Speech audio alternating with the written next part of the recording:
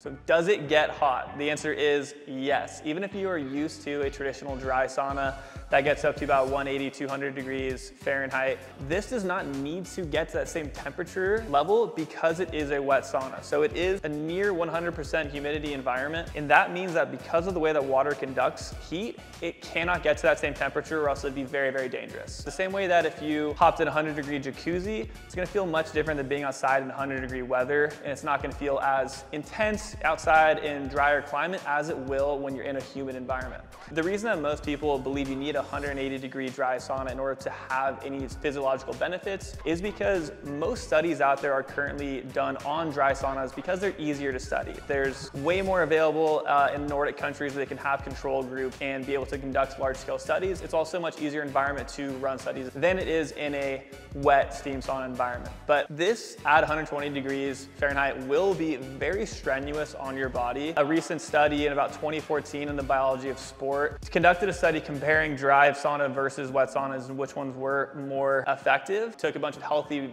individuals aged 25 to 28, and long story short, after a series of doing dry saunas and wet saunas, they actually found that the wet sauna was more physiological strenuous on the organism than the dry sauna was at the same amount of time. So if you are concerned about it not being effective, I guarantee if you give it one session, you will definitely understand how stressful it is on your body and how intense the environment really is when you're in there. That's also why we recommend when you're in there, standing up, stretching, moving around, because any motion and moving around the humidity, the moist air inside the SaunaBox will actually be very effective, and you'll feel the temperature increase on your skin due to the humidity levels inside of the SaunaBox. And unlike most wet saunas or most steam rooms, this heat is constantly being emitted from the steamer. It is not like a steam room that comes on and pumps out steam for a little bit, gets hot, and then pauses, and it gets cool, and then it pumps the steam out again. This is non-stop. While the SaunaBox is on, it is pumping steam out of the puck here, which you can see